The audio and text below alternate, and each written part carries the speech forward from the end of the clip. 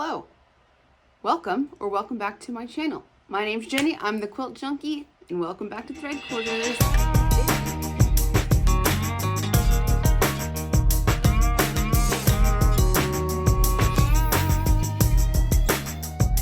I think the last post I had was August 9th, and today is October 14th. So, we are falling into fall. A little bit to look forward to as far as what I've got in my bin here, and let's just jump in.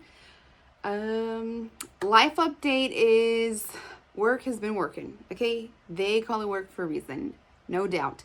We're having a little bit of a staffing change, so I've been pulled in a couple other directions, and it's just been crazy. So the last thing that I really want to do is stare at a screen any longer, so just been putting all my frustration and stress into projects. Did you notice anything about what I'm wearing? This is a quilted witch's hat. There's a lot of patterns out there, and I had a friend that asked me to make one, so I had to do a trial run. Hers is back here. This is very stitcher coated, if you will. This is not my pattern. This is a pattern by Sew a Story. I would say this is like mid-level, not beginner friendly, but if you're stubborn enough, you can get through it. So I made mine, and I wanted mine to be a little more crunchy like a sorting hat. So I used batting leftover. And hers is actually made like the pattern calls out of stabilizer. I think it's fleece that it calls for. So you didn't have to twist my arm to make this. Like I said, mine is a little different because this is kind of the trial run. And so I was using leftovers and scraps and whatnot. The only thing that I would do different was I used just like some muslin for the lining. I didn't think it would show that much. It doesn't really bother me because I can't see it. It's bothering me now as I look back into the camera. But you know what? The only fix I'm going to have is I may take a brown Sharpie and hit it in these white spots. It doesn't bother me enough to like rip it apart to sew it again. So these are real fun and free sortings till the end of the month. So just let me know and I'll get you sorted into a house. I don't know how long I'll wear this because it's hot. We are still in the upper 80s here in West Texas, and I keep using all my powers to summon the fall, the cooler weather. I can't wait to get my cauldron, my crock pot running, and I am ready for it to cool down. So let's just jump into what I've been doing. I have a basket here, like a milk crate. I think I'm just going to pull stuff out of it, and I will just try to keep it as organized as possible. I don't have any quilts to show because the two that I've worked on and finished since last time we got together, they've been delivered to their permanent homes. So that's fun. The first thing I'm pulling out is a keeper that I made for my friend Janelle at Coffee, Wine, and Stitching Time, or Knitting and Zim over on Instagram. So she did the stitching and I made the keeper, and this is following Tiger Lily's Tiger Lily Designs. Tiger Lily's great because she has a video to watch. I've made several of these, but Janelle stitched this. I think it's called a Wama Wink.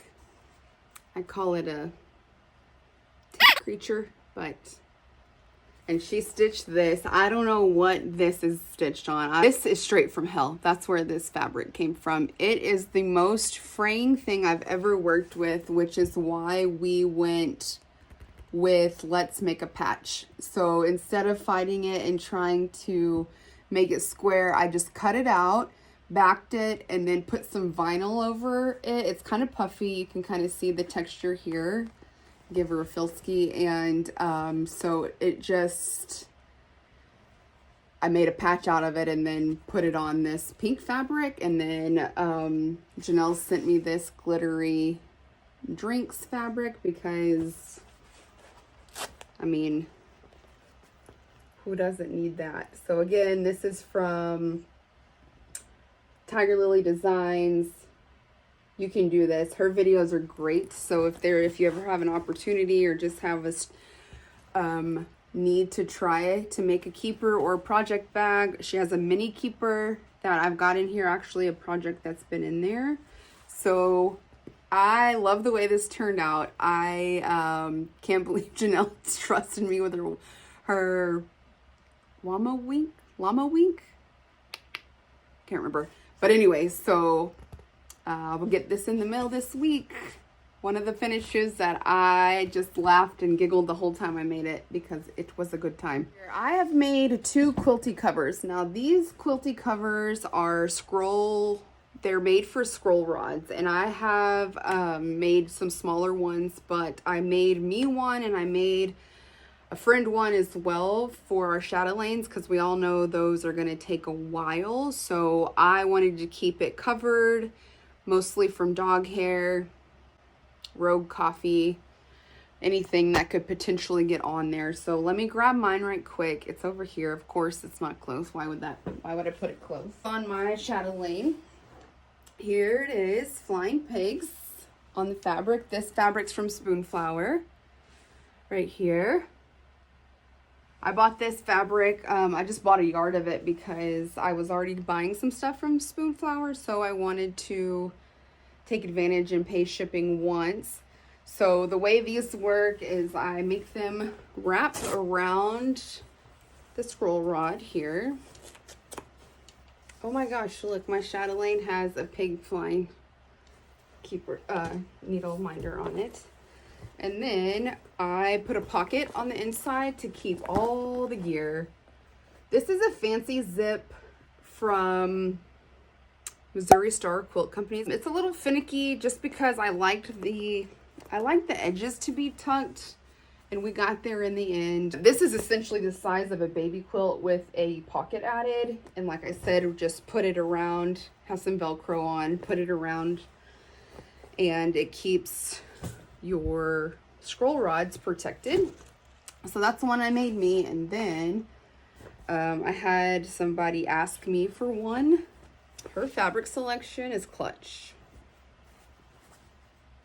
This is also from Spoonflower, and I just put a pocket, different style of pocket here. Like I said, that zipper,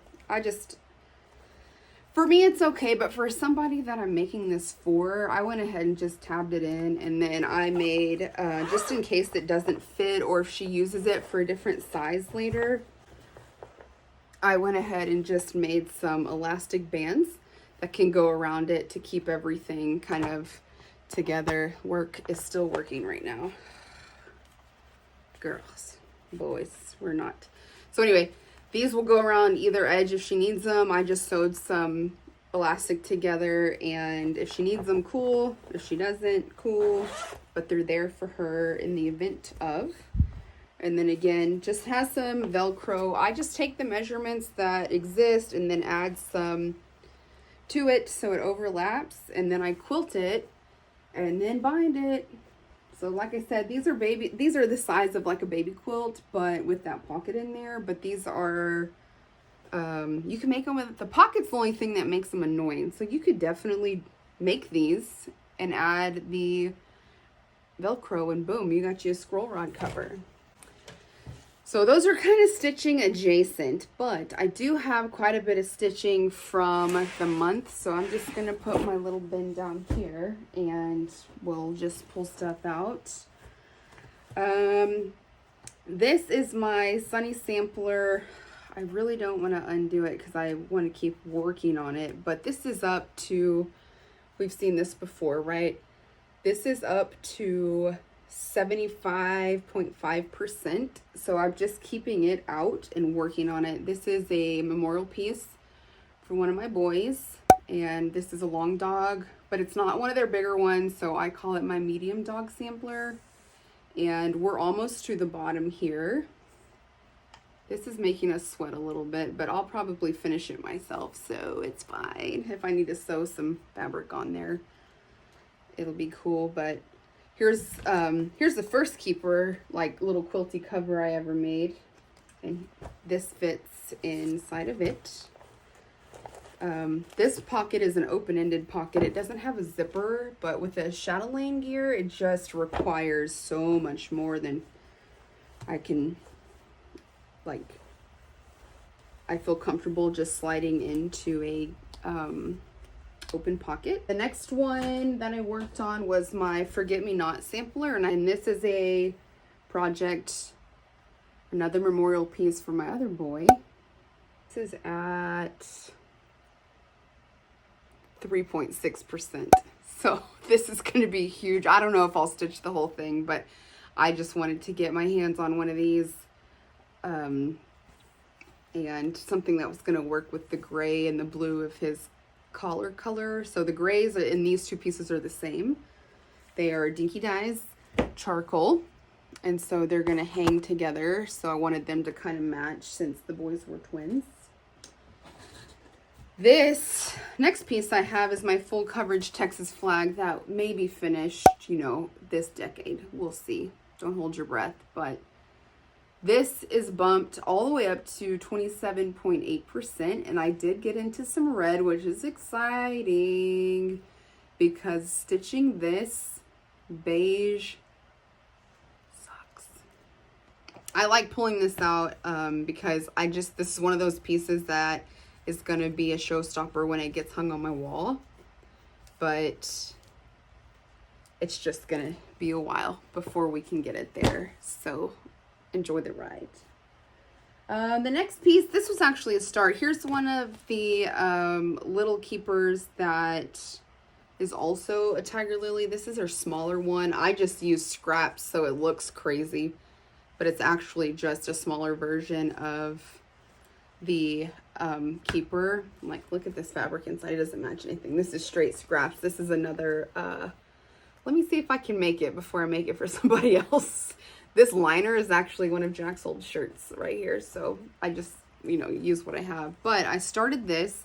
It's called the Hunter. And Debbie gave me this. She passed the stash because it's out of print. And I will make this into the Huntress. And I will give this little guy a makeover, and I'll probably add a braid down here that pops out, and I'll just braid some brown to match my hair.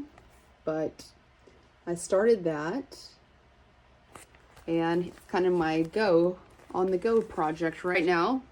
Not that I go anywhere, but if I need to, I'm packed and ready. So the next thing I pulled out just on a whim, I don't even know why I decided to pull this out, but it's Reflections of Nola, and I just needed something easy to stitch and kind of handheld. So this is Reflections of Nola. I started this last year. Jack and I got married in New Orleans, so definitely wanted to stitch this, which this is only at 23% right now. This needle minder just cracks me up. I mean, very New Orleans. And I'm stitching this with Pirate and Robin Joker. So that's coming together. And what I do with this to keep it kind of seamless, I have two skeins going, and I cut one so you can start with green, and then I cut one so you can start with purple. And so you can kind of pick what you want to stitch so it's not such an abrupt change from green to orange. There's nothing orange. From green to purple. And you can just kind of choose your own adventure where you want to start, what you're into. So like this is tied in the corner, so I'll stitch this when I'm not at my Lowry. So I kind of got it to a place where it was comfortable and I wasn't fighting this in the back. And then when I put on my Lowry stand, I'll come back to the middle. So I have one needle hanging and one tucked in the back up here. So I just kind of keep two going so I can start wherever I feel like starting. And I think sometimes that helps me because I feel like I really don't want to stitch there and fight the frame. I don't feel like finding another hoop. So let me just get another needle and start somewhere else. So that helps me keep going. This Pirate and Robin's fun. I mean, like, how do you not want to stitch with this? So very cool, very cool. And that's just one I need to keep out. And she's not that big, but she's also not that old because she's not even a year old yet. This lives in another keeper. One day I'll only have keepers for my smaller projects. I'll finally have made enough, but this is another one that I made. And I did edit this one a little bit, and I added this to Janelle's as well. I like to put this tab on. This is just some ribbon left over from like the way fat quarters come. But I like to add that so when it's sitting in my library of projects, I can see what's in there without pulling one out and destroying my organization. So another thing that I started, this was my birthday start. This is Medicine and Poison by the Witchy Stitcher. And I started this first week of September. My birthday is the 9th, but I'm pretty sure I started a little sooner because I was needing to scratch the itch. But I love this. This looks like a very muted, and this is funny because I was reading No More Tears, which is a book that's about Johnson & Johnson and all that they've covered up and everything. So medicine, poison is in the dose. I thought it was very fitting for that read. But anyway, so I'm stitching this in GoodNotes, so I don't have it in my markup XP, so I don't know exactly where we're at percentage wise, but maybe 50%. It's got quite a bit here. I'll pop a picture in. Look at my fancy fabric holder hair clip. Yeah. So this is another one. I will probably keep this out at least through Halloween. We'll see if we could push it past to finish. But I started this over there in my Discord. I know Amanda started it. Janelle's got it kitted. I think Sam's got it. If not kitted, at least on her to-do list, which counts oddly enough. So come to the Discord if you want to stitch, read. I'm trying to get Janelle to help me knit a little bit more whenever it finally gets cool enough to hold yarn in your hands. It's too hot right now. And the last thing I have stitching wise was just another whim. I have like this list of never-ending projects that I want to do, and sometimes when nothing's calling to me, I just start something new because no one's in charge of me. And if I have everything at home and I don't have to go to town to get it, it's free. That's just simply Maker's Match. So I had everything in stock, if you will, to start this. So I started it. This is a pattern that was released, printed, published in 1988.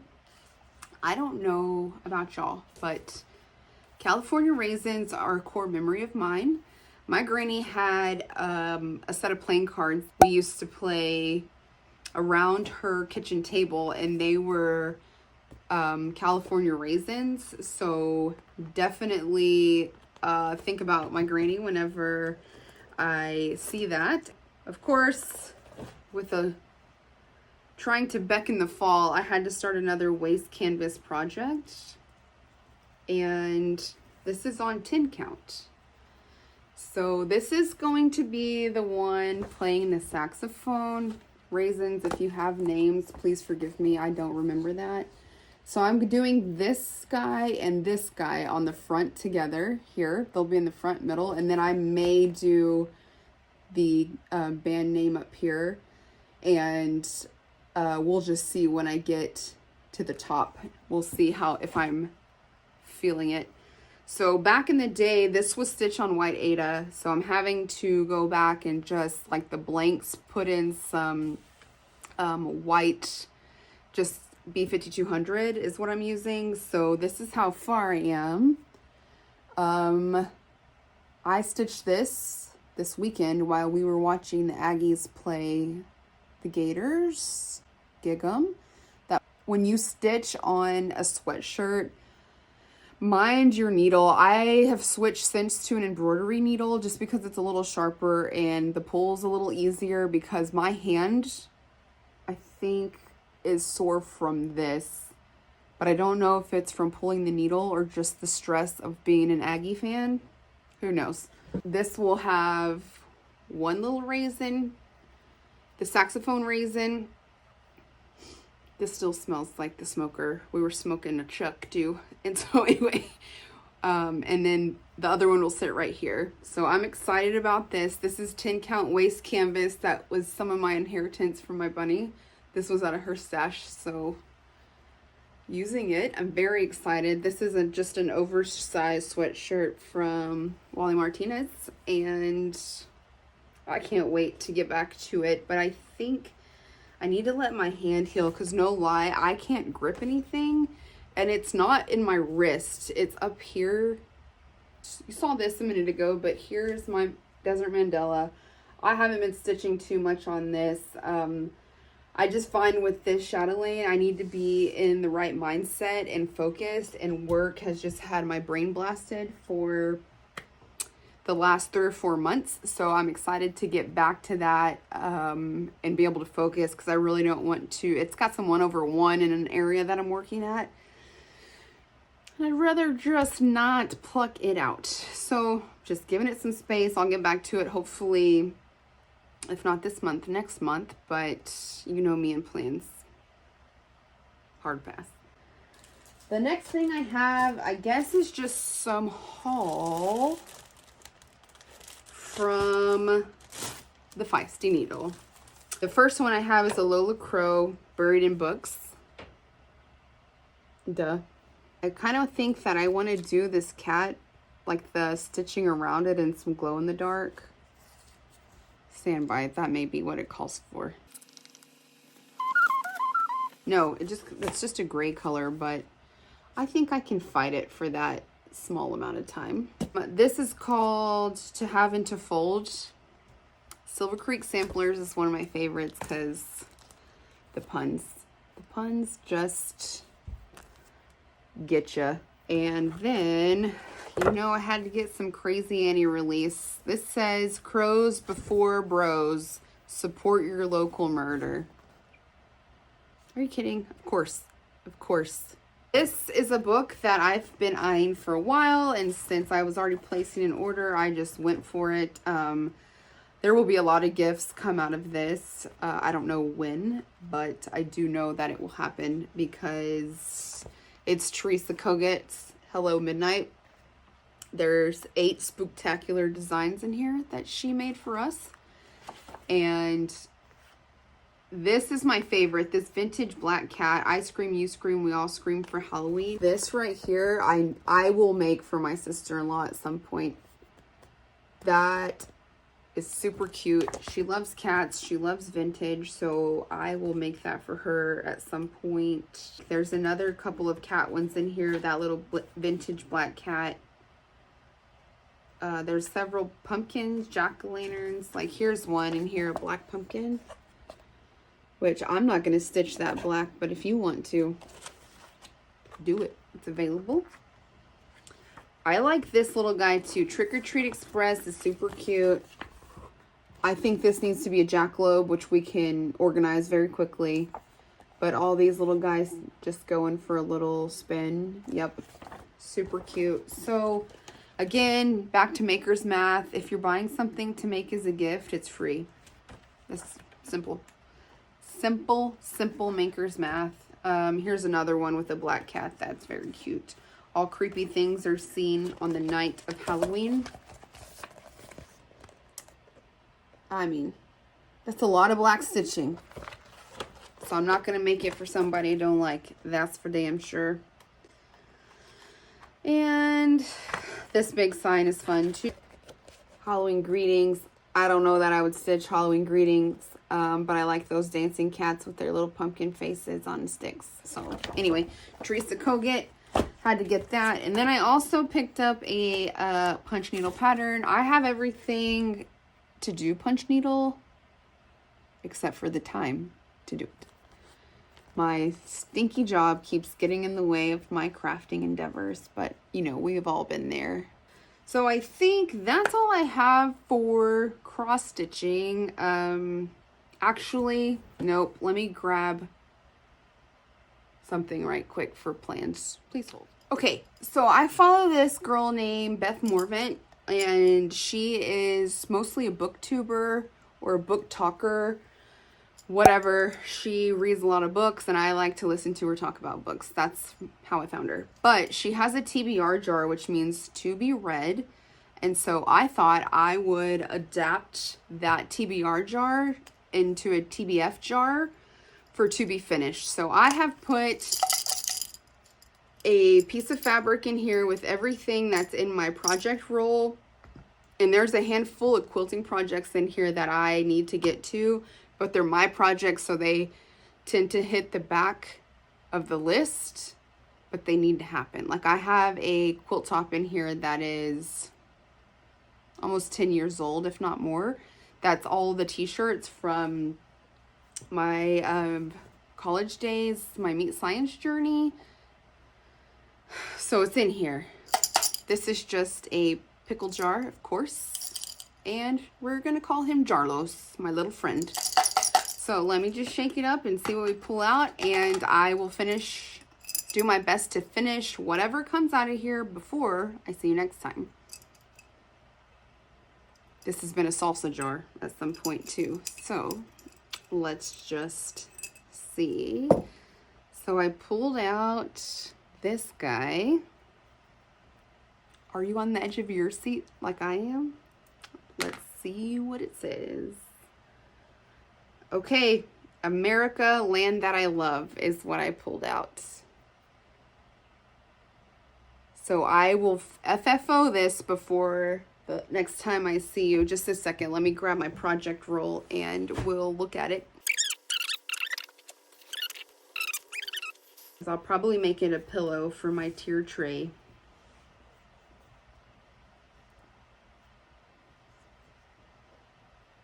Yep, that's what it is. Look how cute she is. So I'll finish that. And you know what else? I'm going to double challenge myself just because this was right on top. And it's spooky season, and Wilda Woman Crafts was just talking about this. I think I'm going to try to finish this in a soft finish somehow so I can hang it before the end of the month. I don't know. I'll have to think on it, but I'm going to challenge myself. I'm going to go ahead and pull it out so it's on my workspace and it gets in the way, and I'll finish it. So that's Jarlos, and we'll see what my little friend continues to boss me around and do. But I felt like when I watch Beth and she's pulling out of her TBR jar, I just truly find myself on the edge of my seat thinking, what is it going to be? And I know it's something real small, but it cracks me up. And so I thought, why not? Let's just get a jar and do it.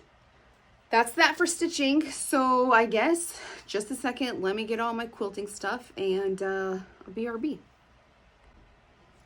Okay, welcome to the part of the program where you can cuss and enjoy geometry at the same time.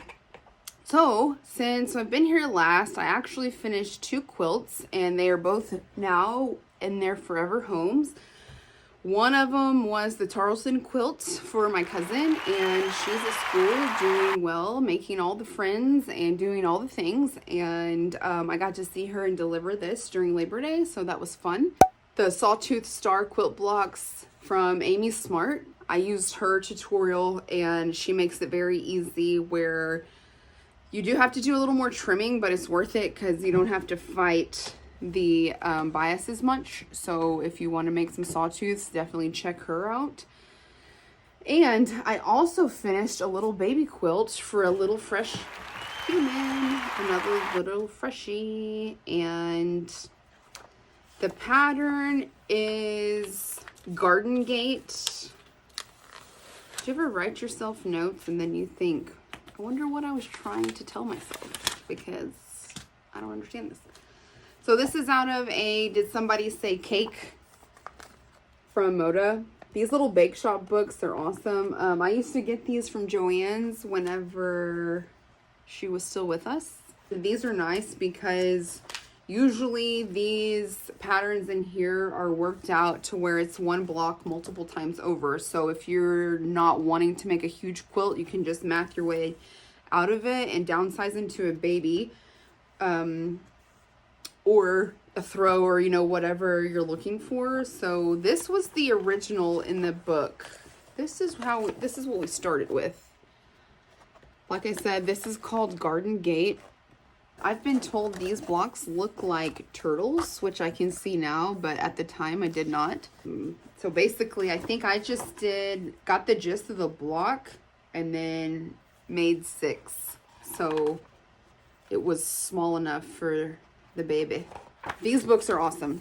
And everything that my experience with Moda is always been 5 stars because they were tested again. Which is what I'm here for, especially when I go to cut fabric. I really like when it works out. You know what I mean? Okay, so those are the 2 finishes I had. If you count this is a finish, because maybe a whip, because I'll never finish wearing it, that's for sure. And then I have something that is not quilting, but it's sewing, so I feel like it's adjacent to the conversation we're having now. I made a jacket for one of my favorite little humans. I didn't make the jacket. I made the patch that I put on the jacket. Her school logo is a ranger. This is their logo. Is a little bootlegged. I don't have the trademark rights, but I think we can agree this is a departure from anything recognizable as a logo. So I made this as a patch using Steam a Seam. This is really fun. I've done some collage quilting before. Technically, that's what this is. This is collage quilting. And I just started with a layer, added a layer, and then after I got it all done, I came back and did some stitching. This is all machine stitching, but I just kind of did the machine stitching to give his beard an outline and his ears and eyes and his hair here, gave him some eyebrows with the thread, and then I put it on a piece of denim and frayed it out on the edge and sewed it down. So I just think that's the best way. I don't know, I'm making this up as I go, but I thought, how cute would that be? I would have loved this when I was a kid. Hopefully she likes it too, but she's got a one-of-a-kind here. And then I put on the front pocket, Go Rangers. And then on the other side it has her name with a star too, and their colors. So I hope she likes this. I had a lot of fun making it, and this is one of those things when you start this journey, you're not really sure where it's going to take you, but this was a fun place to go. I was just like, okay, one step at a time, and then, you know, I'd add a layer of fabric on there, and then I'd be like, still looks good, let's do another step, and then I'd stitch it, not knowing if I was going to have to pull it out or not. And so I just kind of layer by layer took it slow, asked myself, does this look good? I think we got there in the end, but it was such a good time to make, and I hope she likes it. But okay, let's see, what else? All my whips have made it and graduated to finishes, so I have 2 starts. One of them is something that I've been meaning to start for a long time. I picked this kit up when I first started sewing because it was on clearance, and it's a vintage Santa, and it's Christmas, and it's all here. The only thing that's not here is backing. So this kit actually came with pre-cuts, 2.5-inch strips, and the big piece that will be appliqued on, this is in there. And so basically you do all the log cabins and then applique this on top, which you're kind of like, I'm covering my work, but if you don't want to put that sand on there, you don't have to. I'm going to, but you don't have to. So this is where we're at. This is how I like to roll. So this is everything that is on, this is the directions, obviously, but here's how I keep all my poop in a group. I use Wonder Clips to layer this, them all together, to keep them all together, and then to label them. And so now I'll just be able to sit down at the sewing machine and pedal to the metal, if you will. So I'm excited about that vintage. I feel like it's been in my stash way too long. It's also potentially going to be a gift if I can get it finished in time, which means it's free. The next thing I got was a little bit of haul and a little bit of a first start. It's barely a first start. So I got this from Green Fairy Quilts, which I have talked about before, and I pre-ordered it. Got this as a kit.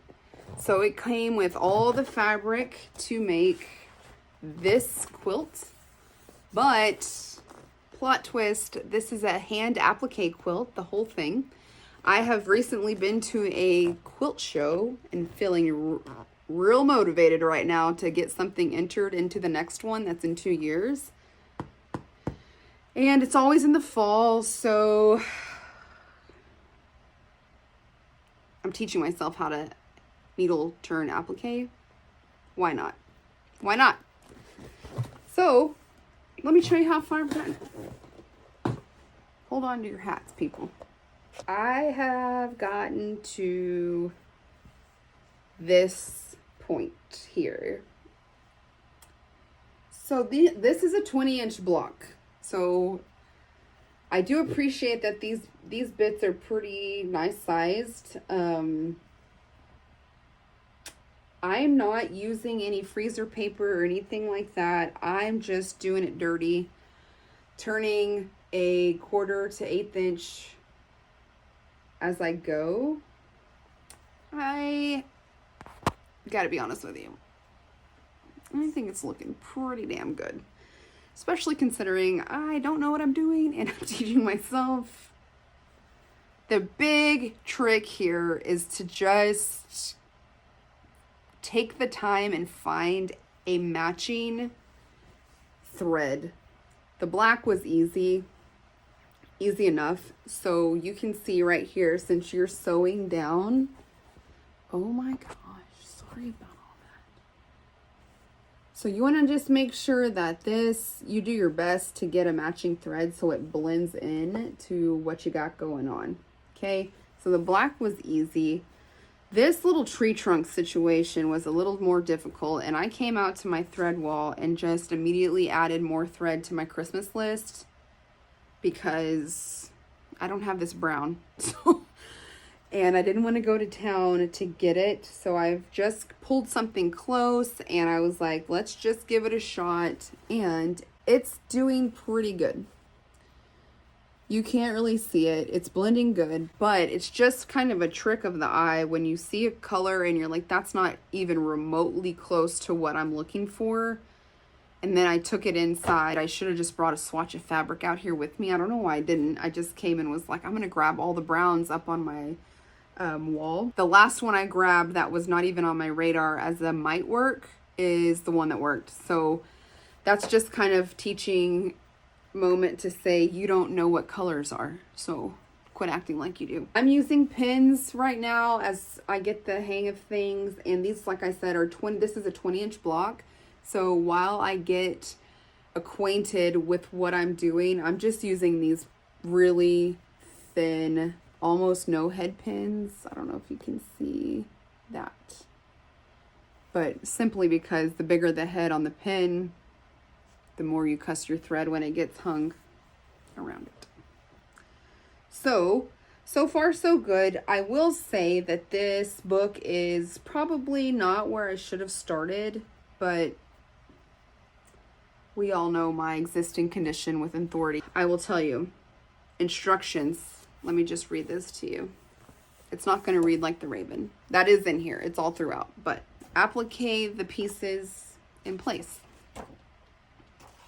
Okay, so here's the diagram. Here's the templates, if you will. So I made copies of those, cut them out, traced it on the fabric, which was fine. But then I'm like, okay, so I need some tips and tricks on how to make this stay on this big piece of fabric while I'm trying to wrestle it with a needle. So off to the YouTube I go. There's about 5 million different suggestions. Do I use any of those? No, I don't, because I'm using what I have in my possession. And so I used a glue stick. Yes, I did. It's from H-E-B. It's washable. I like it. It's fine. I tack them down and then turn, cut a little bit where you need to have a curve or where it's going to give, where you need to flip a little bit. Like, this has just been a learn as you go. But I really think hand applique, that's the name of the game, is like just start. And you can't, I don't really feel like you can learn this from a video. You can get tips and tricks, like what's the best like needles to use. I've been using Lori Holt's applique needles because they're long. I have man hands. That's been a huge relief. And a glue stick and matching thread, really. And the rest is just going to be pretty whimsical looking like this. And the whimsy is what drew me to this, because I don't feel like it's very exact. So I thought if I was going to try to get going with applique, I would do something that's whimsical and less precise. I have my English paper piecing project going, which I haven't been drawn to because that requires a lot of brain power. And so I'm drawn to the whimsy here. Wish me luck. I do have a little bit of haul outside of that kit. I pre-ordered this. Her name's Lindley Smith, but I don't remember her handle on Instagram. I'll pop it in here because I've made her pattern before. And this is called Lone Star Legacy Quilts. Obviously, that was going to happen. Let's be serious, please. And this is what the book looks like. Do I want to make a ton of these?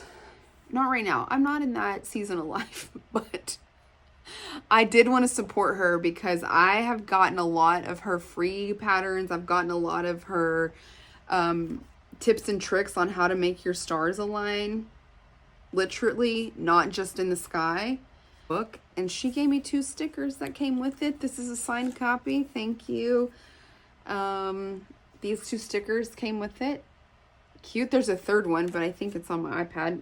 And let's just flip through some of these so you can start cursing with me now, because these are so literally on point. This is one of those things that it's tough, but it's worth it. A backwoods star, majestic star, broken tail star. So they're all star quilts right here. No notes. As the kids would say, these patterns ate or eat. Is it past tense? I don't. Really, really good cutting tips, pinning tips. Here's a little, the pictures are again on point, if you will. He just seems like a delight. Here's one. I mean, this is like my parents' quilt that I made. Sad story there. I washed it, was going to put it in the fair. It bled. The end. I don't want to talk about it. I'm not ready. She uses a little too much burnt orange for my liking, but you know, to each his own on the color. You could replace that with maroon easily. This is very simple looking. Is it simple to make? No.